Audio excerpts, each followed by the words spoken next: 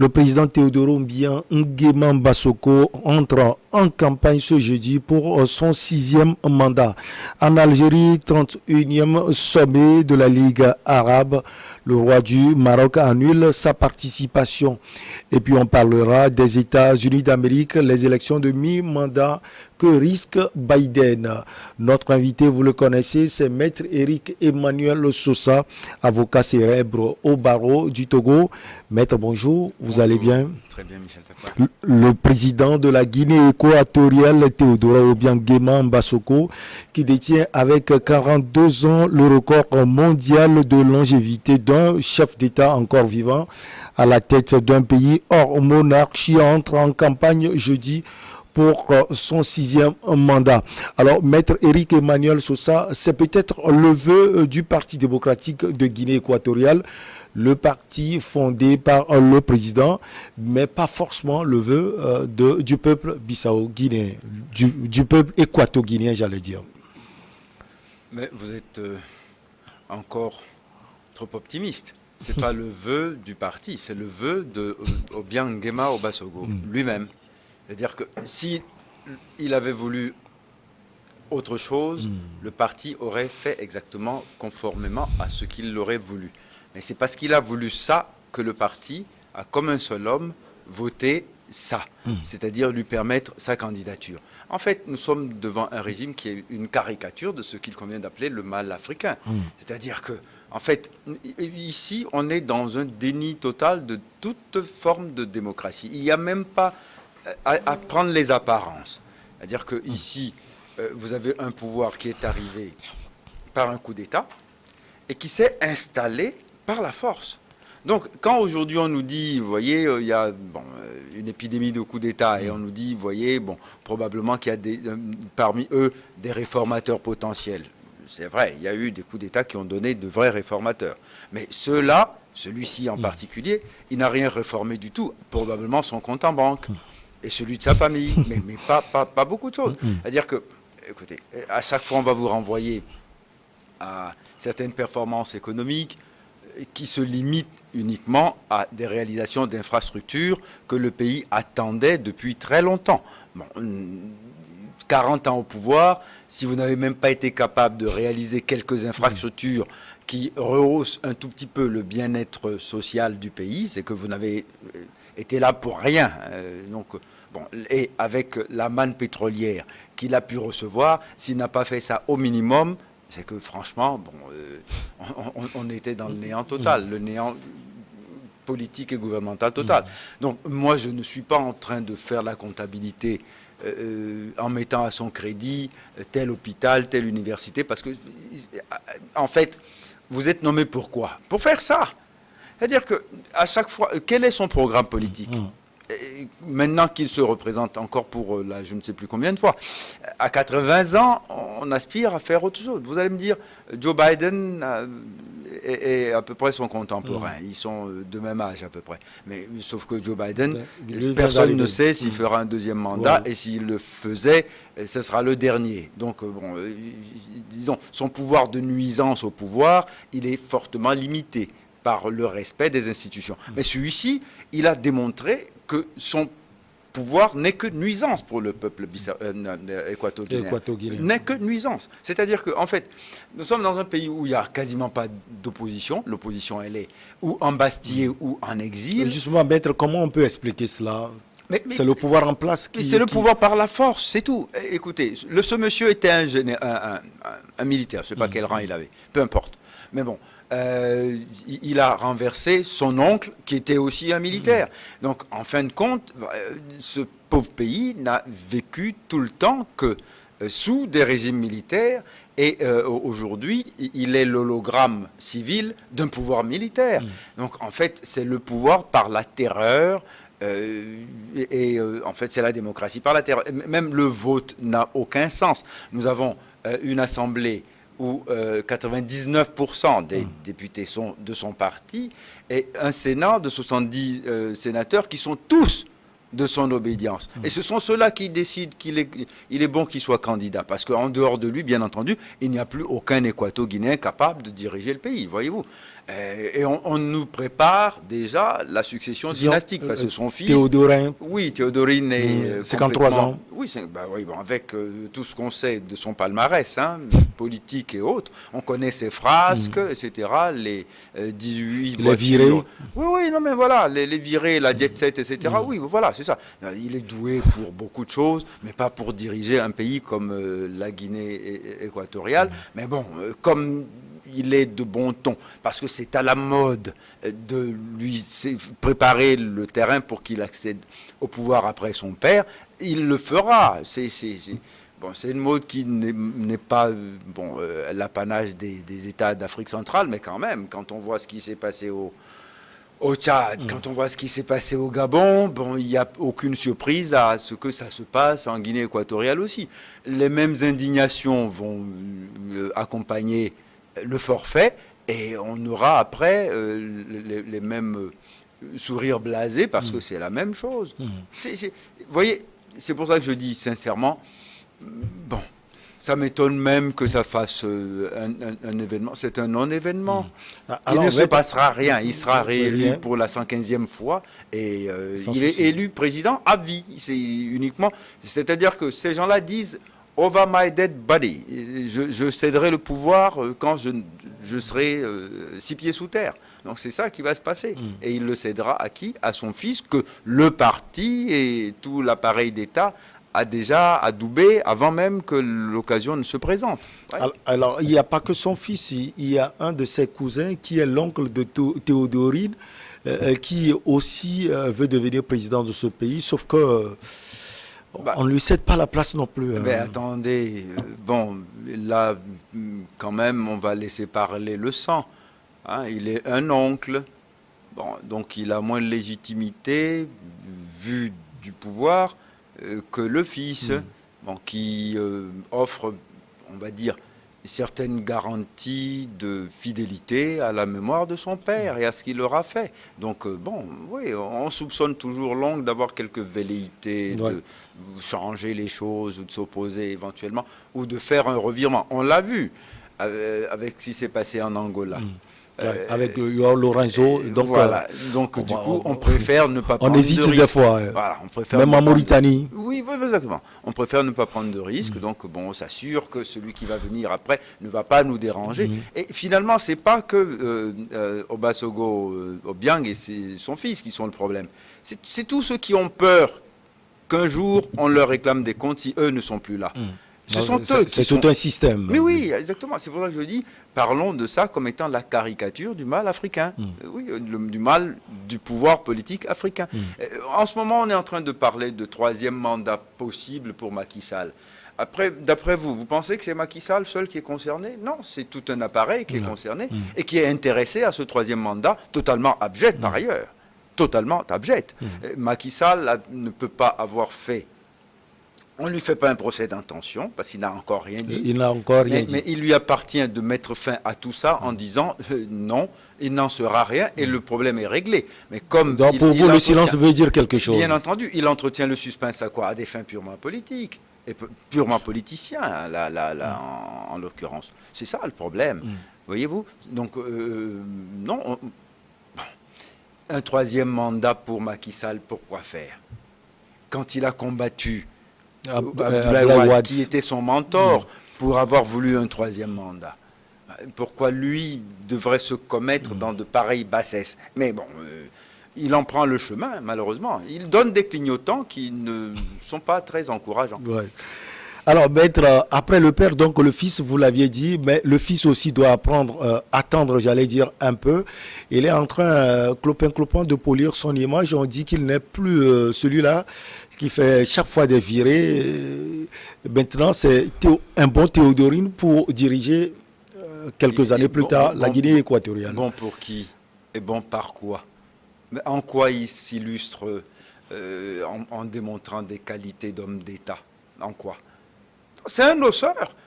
Bon, écoutez, c'est simple. L'argent que papa a gagné, d'accord, en détournant les caisses de l'État, est à sa disposition. Donc, ben, il est le plus beau, le plus fort, le plus riche, le plus doué de tout. Ben oui, mais même pour faire... Ben écoutez, bien entendu, il peut faire 300 km/h au volant de sa Ferrari. Ce sera une performance saluée par la population parce que on a des autoroutes où on peut rouler à 300 km/h et vous voyez, seul le fils du président est capable de cette performance. On l'applaudirait, vous voyez, alors que c'est une infraction, hein, on l'applaudirait. Donc vous voyez, on est dans quoi? C'est ubuesque, quoi. C'est ubuesque, mais bon, c'est comme ça. Comme quelqu'un le dit, on est dedans. On est déjà dedans. On va faire comment? C'est ça, exactement. Allez, on va quitter Malabo pour Alger. En Algérie, fin du suspense. Le roi du Maroc a tranché quant à sa participation à cet événement qui devrait réunir les chefs d'État et souverains des différents pays arabes. Alors, Maître Eric Emmanuel Sosa, le roi du Maroc, ne va pas participer à cette rencontre à Alger. Quoi, les brouilles diplomatiques entre les deux pays l'emportent? Disons qu'il y a quand même une susceptibilité marocaine qui est à l'œuvre ici et qui se comprend par plusieurs aspects. D'abord, avant cette réunion, il y a une réunion des ministres des Affaires étrangères. Et au cours de cette réunion des ministres des Affaires étrangères, qui est une réunion préparatoire, le Maroc a été outragé de voir que la carte du Maroc telle que présentée au cours de cette réunion ne comportait pas le Sahara occidental ou le Polisario. Le front Polisario. Donc du coup, c'est une amputation du territoire marocain qui ne pouvait pas être le présage de quelque chose de très bienveillant vis-à-vis du royaume chérifien. On ne va pas revenir encore discuter de cette affaire en rognant ce que le Maroc considère comme étant son territoire. Alors, si ce forum vient poser le Maroc sur le banc des accusés, alors, il vaut mieux que le souverain n'y aille pas. Ça, c'est le premier point. Le deuxième, qui a été invoqué, c'est que plusieurs monarques n'y vont pas. Le prince koweïtien n'y va pas, le roi de Jordanie n'y va pas, etc. Alors, il a l'impression que, finalement, au niveau du dimensionnement, il y a une baisse de gamme. Donc, il ne va pas y aller et se retrouver avec, on va dire, des roturiers, quoi, en quelque sorte. Donc, il préfère être dans la compagnie de gens qui sont de son rang, c'est-à-dire des monarques, et comme il n'y en aura pas beaucoup, il préfère ne pas y aller. On peut le comprendre. Vous savez, les crimes de lèse-majesté, c'est le roi qui décide le contenu du crime. Donc, vous voyez, il est vexé ou frustré, et il décide de ne pas y aller. Bon, ça n'empêchera pas ce sommet de se tenir quand même, mais le tout est de savoir de quoi il va accoucher. C'est le plus important. Parce qu'il arrive parfois, on dit toujours, qu'à de moindres niveaux, ils se prennent des décisions beaucoup plus importantes et que les débats soient de meilleure qualité que quand on invite les plus hautes sommités de l'État. Bon, parce que le protocole finit par absorber toute la technicité et du coup, bon, on parle à la fleur des choses et on ne va pas au fond. Alors que quand on est entre techniciens, entre ministres, on n'hésite pas à se rentrer dedans, même si c'est dans un langage feutré, et parfois on obtient des résultats qui sont infiniment plus performants et plus, plus efficaces, quoi, hein, voilà. Alors, maître, avant de continuer, si vous le permettez, on va suivre le président algérien Abdelmadjid Tebboune. Les pays arabes en ordre dispersés à Alger. Les divergences sont ressenties dès le premier jour du sommet de la Ligue arabe, le premier en 3 ans. Aucune trace du prince héritier saoudien Mohamed Ben Salman, du dirigeant des Émirats Mohamed Ben Zayed ou encore du roi du Maroc Mohamed VI. Leur participation aurait pu créer l'événement, mais ces souverains, comme beaucoup d'autres, ont finalement décliné l'invitation d'Alger à la dernière minute. تنعقد قمتنا في ظل ظروف إقليمية ودولية استثنائية Notre sommet se tient à l'ombre de conditions régionales et internationales exceptionnelles et extrêmement compliquées, caractérisées notamment par une montée des tensions et des crises, en particulier dans le monde arabe, qu'il n'a jamais connu dans son histoire moderne.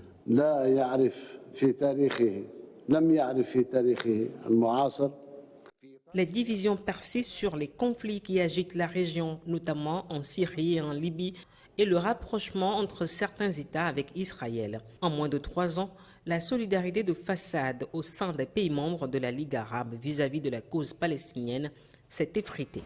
La première question centrale, l'enjeu central, reste la question de la Palestine, au centre de nos préoccupations et au sommet de nos priorités. Le sommet, tel que voulu par les autorités algériennes, devra adopter une déclaration consacrant l'unification des rangs arabes face aux défis régionaux et internationaux actuels et à venir. On a plutôt suivi un élément réalisé par la rédaction info de New World TV, élément qui porte la marque de Madame Étonnam Kokoroko Tassigan. Alors, Maître Eric et Emmanuel Soussa, on a saisi un point essentiel, le rapprochement entre plusieurs États arabes et l'Israël aussi divise le monde arabe. Oui, forcément. Vous savez, le problème palestinien est le nœud gordien des relations entre Israël et les États voisins arabes. Ces voisins qui, très souvent, ne font pas preuve du courage nécessaire, vu du côté des Palestiniens. Mais si vous voulez, pour bien comprendre ces comportements, il faut voir dans quel schéma géopolitique et géostratégique tout cela se passe. Voilà des États arabes qui sont eux-mêmes sous protection des États-Unis. Ils sont devenus des régimes liges au pouvoir américain, de même que Israël. Alors, entre soi, les loups ne se mangent pas. C'est la raison pour laquelle ils sont extrêmement timorés par rapport au problème palestinien, qui en même temps les interpelle quand même moralement, mais ils ne peuvent pas apporter de solution, ni politique, ni militaire. C'est la raison pour laquelle les Palestiniens souffrent autant, et c'est la raison pour laquelle Israël est de plus en plus arrogant, parce qu'Israël se sait totalement à l'abri de tout acte agressif vis-à-vis des voisins dont il n'a rien à craindre. Donc du coup, ce pacte de non-agression, tacite ou totalement attesté politiquement, fait que, bon, aujourd'hui, le problème... Aller faire une réunion de la Ligue arabe sans parler de la Palestine, c'est comme si on se réunissait pour parler de la pluie et du beau temps. C'est ça le problème. Vous voyez, du coup, sans ce débat crucial, on a l'impression que la réunion même et son objet sont complètement privés de substance. Et ça pose problème. Alors, Maître, avant cette rencontre, on a senti un rapprochement entre les deux États, le Maroc et puis l'Algérie. D'ailleurs, les deux ministres des Affaires étrangères ont eu à se parler. Est-ce qu'on peut dire qu'à partir de ce refus du roi du Maroc de participer à ce sommet, les choses deviennent un peu plus compliquées encore? Non, absolument pas. Vous l'avez dit tout à l'heure, Ramtam Lamamra, le ministre des Affaires étrangères d'Algérie, a rencontré Nasser Bourita, son homologue marocain, et ils se rencontrent souvent, et c'est ce que je disais tout à l'heure, sur le plan technique, il y a un travail diplomatique de fond qui se fait entre les deux pays. Donc le fait que le souverain chérifien ne soit pas présent au sommet n'est pas de nature à remettre en question le rapprochement, le réchauffement des relations entre ces deux pays. Non, pas du tout. Mais le Maroc est extrêmement sourcilleux sur la question du Polisario, et sur la question de ce on l'appelle Polisario ou Sahara occidental, en fonction du spectre politique où on veut se trouver et de la façon dont on veut mener le débat. Mais n'empêche que pour le Maroc, cette portion de terre fait partie du territoire marocain. Point barre. Alors, au nom de ce rapprochement, vous pensez que les deux pays arriveront un jour à trouver un point d'entente autour Mais de cela? alors, à cela aussi, je crois qu'il faut convoquer, disons, l'ambassade de l'UA. L'Union africaine a toujours ce dossier à régler. Vous voyez, un certain Edem Kodjo a payé l'a payé du renouvellement de son mandat, mais l'Union africaine n'a pas résolu le problème depuis plus de 40 ans. On passe toujours à côté. Mais il faut prendre ce sujet à bras-le-corps et en faire un sujet central de l'agenda de l'Union africaine. Parce que le Maroc avait quitté l'OUA entre-temps et est revenu.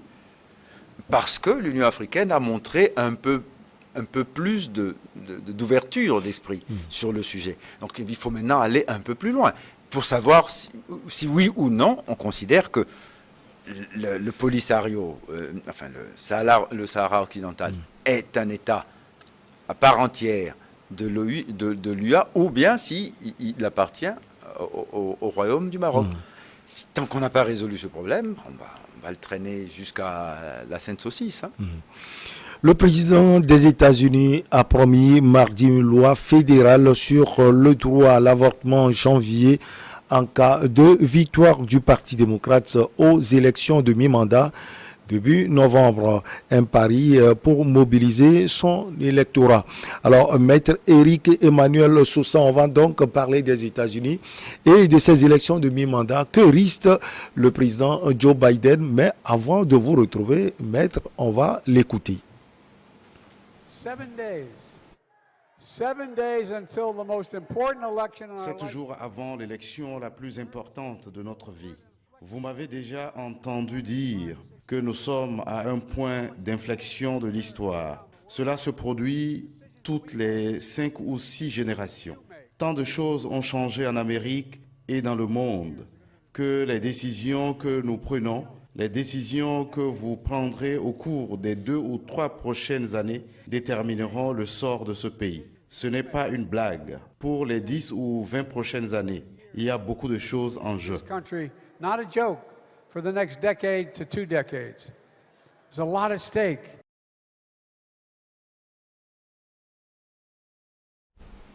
Maître Éric Emmanuel Sousa, on vous retrouve. Que risque le président américain Joe Biden? Il risque, si les élections de mi-terme ne conduisent pas une majorité démocrate, de se retrouver dans la position de lame duck, c'est-à-dire un président qui est dépourvu de pouvoir. Il sera démonétisé, parce que bon, en fait, il pourra faire que des conférences de presse à la Maison-Blanche et il n'aura plus aucune portée réelle sur la direction des affaires. Ça, c'est le risque qu'il encourt. Maintenant, la question qu'il faut se poser, c'est où est-ce qu'il a placé le curseur politique pour ces élections?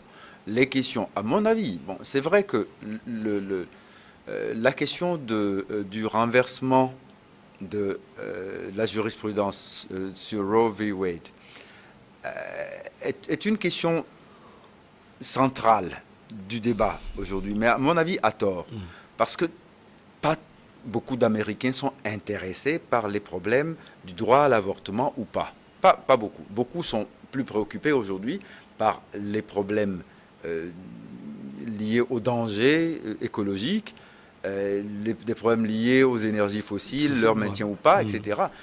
Donc on attend que le Parti démocrate s'exprime et propose des solutions beaucoup plus novatrices sur ces questions-là. Alors, ramener le débat central sur la question de droit à l'avortement, à mon avis, est un mauvais calcul politique. C'est la raison pour laquelle je pense qu'il devrait plutôt s'aviser à changer le braqueur. Mais là, il est un peu tard, parce que bon, depuis que la campagne a commencé, on n'entend pas énormément de mouvements, mouvements d'humeur en faveur d'une demande de changement de majorité.